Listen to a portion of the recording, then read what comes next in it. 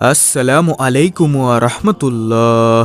একজন মুমিনের দৈনন্দিনের জীবনে কিছু আমল নিয়মিত হওয়া উচিত, কারণ প্রত্যেকটি মানুষকে একদিন মৃত্যুবরণ করতে হবে। মৃত্যু থেকে পালানোর কোনো উপায় নেই। অতএব প্রতিদিন যদি ওই আমলগুলো করা হয়, তাহলে যেদিন মৃত্যু হবে সেদিন ওই আমলগুলো করার কারণে ধর্তব্য হবে যে মৃত্যুর দিন এই আমলগুলো করা হয়েছে। তাই আজকের ভিডিওতে আমি আপনাদেরকে জানাবো দৈনিক নিয়মিত করা যায় এমন সহজ 13টি আমল, যার প্রতিদানে আপনি পাবেন অসংখ্য সওয়াব ইনশাআল্লাহ। দর্শক, ধৈর্য ধরে ভিডিওটি দেখুন, কারণ ভিডিওতে 13টি আমলের ফজিলত সহ নিয়মকানুন সহ আপনাদেরকে জানাবো। তাই আপনাদের কাছে অনুরোধ, ধৈর্য ধরে ভিডিওটি সম্পূর্ণ দেখুন। 13টি আমলের মধ্যে নম্বর 1, প্রত্যেক অজুর পর কালেমায়ে শাহাদাত পাঠ করা। আশহাদু আল্লা ইলাহা ইল্লাল্লাহু ওয়াহদাহু লা শারিকা লাহু ওয়া আশহাদু আন্না মুহাম্মাদান আবদুহু ওয়া রাসূলুহু। অর্থ, আমি সাক্ষ্য প্রদান করছি যে আল্লাহ ব্যতীত কোনো মাবুদ নেই, তিনি একক, তার কোনো অংশীদার নেই, এবং আমি আরও সাক্ষ্য প্রদান করছি যে নিশ্চয়ই হযরত মুহাম্মদ সাল্লাল্লাহু আলাইহি ওয়াসাল্লাম আল্লাহর প্রেরিত বান্দা ও রাসূল। অজুর পর কালিমায়ে শাহাদাত পড়া মুস্তাহাব। রাসূল করিম সাল্লাল্লাহু আলাইহি ওয়াসাল্লাম ইরশাদ করেছেন, যে ব্যক্তি উত্তম রূপে অজু করার পর আশহাদু আল্লা ইলাহা ইল্লাল্লাহু ওয়াহদাহু লা শারিকা লাহু ওয়া আশহাদু আন্না মুহাম্মাদান আবদুহু ওয়া রাসূলুহু বলবে, তার জন্য জান্নাতের 8টি দরজাই খুলে দেওয়া হবে, সে যে দরজা দিয়ে ইচ্ছা প্রবেশ করতে পারবে। সহিহ মুসলিম শরীফের হাদিস। সুবহানাল্লাহ। নম্বর 2, প্রত্যেক ফরজ সালাতের শেষে আয়াতুল কুরসি পাঠ করা। আয়াতুল কুরসি হল সূরা বাকারার 255 নং আয়াত। আয়াতুল কুরসির ফজিলত হল, হাদিস শরীফে বর্ণিত হয়েছে, রাসূলুল্লাহ সাল্লাল্লাহু আলাইহি ওয়াসাল্লাম বলেছেন, যে ব্যক্তি প্রত্যেক ফরজ নামাজের পর আয়াতুল কুরসি পাঠ করবে, তার জান্নাতে প্রবেশের পথে মৃত্যু ছাড়া আর কোনো বাধা থাকবে না। শুআবুল ঈমান, হাদিস নম্বর 2395। 5 ওয়াক্ত ফরজ নামাজের পর এই আমল করা কোনো কঠিন বিষয় নয়। ফরজ নামাজের পর আয়াতুল কুরসির নিয়মিত আমল মানুষকে জান্নাতে পৌঁছে দেয়। সুবহানাল্লাহ। নম্বর 3, প্রত্যেক ফরজ সালাত শেষে 33 বার সুবহানাল্লাহ, 33 বার আলহামদুলিল্লাহ, 33 বার আল্লাহু আকবার এবং একবার লা ইলাহা ইল্লাল্লাহু ওয়াহদাহু লা শারিকা লাহু লাহুল মুলকু ওয়া লাহুল হামদু ওয়া হুয়া আলা কুল্লি শাইইন কাদির, এই দোয়াটি পাঠ করুন। এতে আপনার অতীতের সব পাপ ক্ষমা হয়ে যাবে। সুবহানাল্লাহ। মুসলিম শরীফের হাদিস।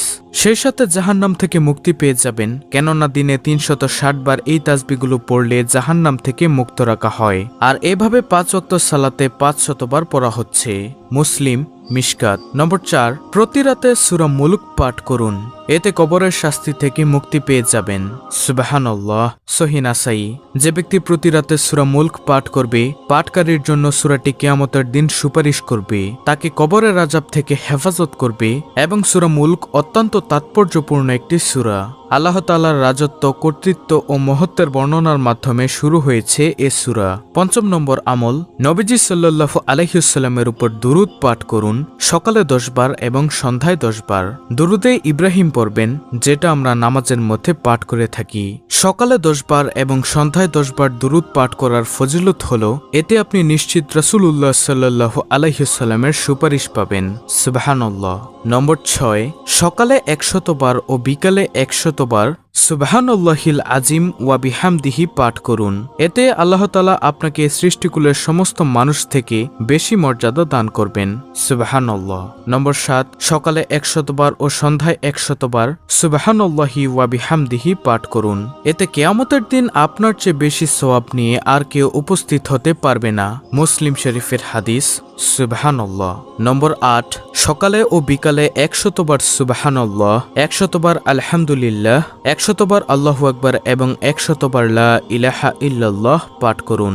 এতে মক্কায় 100টি ওট কুরবানির চেয়ে বেশি সওয়াব, জিহাদে 100টা ঘোড়া পাঠানোর চেয়ে শ্রেষ্ঠ, 100টি গোলাম আজাদ করার চেয়ে শ্রেষ্ঠ, এবং পৃথিবীর সব মানুষের চেয়ে বেশি সওয়াব হবে। সুবহানাল্লাহ। সহিহ নাসাই। নম্বর 9, বাড়িতে সালাম দিয়ে প্রবেশ করুন, এতে আল্লাহ তাআলা নিজ জিম্মাদারিতে আপনাকে জান্নাতে প্রবেশ করাবেন। সুবহানাল্লাহ। আর যে ব্যক্তি সালাম দিয়ে নিজের ঘরে প্রবেশ করেছে, সে আল্লাহর জিম্মাদারিতে রয়েছে। আবু দাউদ শরীফের হাদিস। সুতরাং মুমিন মুসলমানের উচিত ঘরে প্রবেশের আগে সালাম দেওয়া। সালাম দিয়ে ঘরে প্রবেশ করলে যতক্ষণ সে ঘরে অবস্থান করবে ততক্ষণ সে আল্লাহর জিম্মাদারিতে থাকবে। যে আল্লাহর জিম্মাদারিতে থাকবে তার কোনো চিন্তা নেই কোনো বিপদের আশঙ্কা। আর কোনো ব্যক্তির জন্য এর চেয়ে সৌভাগ্যের বিষয় আর কি হতে পারে।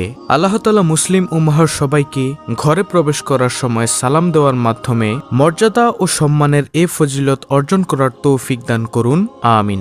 নম্বর 10, জামাতে ইমামের প্রথম তাকবীরের সাথে 40 দিন সালাত আদায় করুন। এতে আপনি নিশ্চিন্তে জাহান্নাম থেকে মুক্তি পেয়ে যাবেন। সুবহানাল্লাহ। তিরমিজি শরীফের হাদিস। আনাস রাদিয়াল্লাহু তাআলা আনহু থেকে বর্ণিত হাদিসে নবীজি সাল্লাল্লাহু আলাইহি ওয়াসাল্লাম বলেন, যে ব্যক্তি 40 দিন জামাতে নামাজ আদায় করবে এবং সে প্রথম তাকবীরও পাবে, তার জন্য 2টি মুক্তির পরওয়ানা লেখা হবে। 1, জাহান্নাম থেকে মুক্তি। 2, নেফাক থেকে মুক্তি।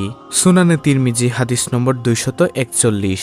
নম্বর 11, প্রতি মাসে আয়ের একটি অংশ এতিমখানা বা মসজিদ মাদ্রাসা বা গরিব দুঃখী বিধবাদের মাঝে দান করবেন, হোক সেটা অতি অল্প। এতে আপনি আল্লাহ তাআলার কাছে জিহাদকারীর সমতুল্য হবেন। বুখারী শরীফের হাদিস। ভালো কাজে সহযোগিতা করার মধ্য দিয়ে আল্লাহর পক্ষ থেকে নেকি অর্জন করা যায়। সে কাজ যদি হয় মসজিদ মাদ্রাসা নির্মাণের জন্য, তাহলে তো কথাই নেই, কারণ মসজিদ মাদ্রাসায় দান করা সদকায়ে জারিয়ার অংশ। কেউ যদি মসজিদ নির্মাণে অর্থ দান করেন, তাহলে যতদিন এই মসজিদ চলমান থাকবে, যতদিন এই মসজিদে মানুষ নামাজ পড়বে, ততদিন ওই দাতা ব্যক্তির আমল নামায় সওয়াব লেখা হবে। এমনকি তিনি কবরে বসেও এর সওয়াব পেতে থাকবেন। আল্লাহ তাআলা আমাদেরকে বেশি বেশি দান করার তৌফিক দান করুন, আমিন। নম্বর 12, মহিলারা 4টি কাজ করবেন। 1, 5 ওয়াক্ত সালাত আদায় করবেন। 2, রমজানের সিয়াম পালন করবেন। 3, লজ্জাস্থানের হেফাজত করবেন। 4, স্বামীর আনুগত্য করবেন। হযরত আবু হুরায়রা রাদিয়াল্লাহু তাআলা আনহু থেকে বর্ণিত, রাসূলুল্লাহ সাল্লাল্লাহু আলাইহি ওয়াসাল্লাম বলেছেন, যে নারী 5 ওয়াক্ত নামাজ আদায় করে, রমজান মাসে রোজা রাখে, স্বীয় লজ্জাস্থান সংরক্ষণ করে, স্বীয় স্বামীর অনুগত থাকে, কিয়ামতের দিন তাকে বলা হবে যে, জান্নাতের যে দরজা দিয়ে খুশি তুমি জান্নাতে প্রবেশ করো। সহিহ ইবনে হিব্বান হাদিস নম্বর 4163। 13 নম্বর আমল, মসজিদে ফজরের সালাত আদায় করে বসে বসে দোয়া জিকির পাঠ করুন এবং সূর্য উঠে গেলে 2 রাকাত চাস্তের সালাত আদায় করুন। এতে আপনি প্রতিদিন নিশ্চিত একটি কবুল হজ ও একটি উমরার সওয়াব পাবেন। আর কবুল হজের সওয়াব জান্নাত ছাড়া আর কিছুই নয়। তিরমিজি। সুবহানাল্লাহ। সুপ্রিয় দর্শক, এই হলো মোট 13টি আমল। অত্যন্ত গুরুত্বপূর্ণ একটি ভিডিওটি ভালো লাগলে অবশ্যই চ্যানেলটিকে সাবস্ক্রাইব করে পাশে থাকা বেল আইকনটি অল বাজিয়ে দিবেন। ভিডিওটিতে একটি লাইক দিবেন এবং কমেন্টে আমিন লিখবেন এবং অন্য মুসলিম ভাই বোনদের কাছে ভিডিওটি শেয়ার করে দিবেন, যেন তারাও দেখে শিখে এই 13টি আমল করতে পারে। আল্লাহ রাব্বুল আলামিন আমাদের সকলকে এই 13টি আমল বেশি বেশি করার তৌফিক দান করুন, আমিন।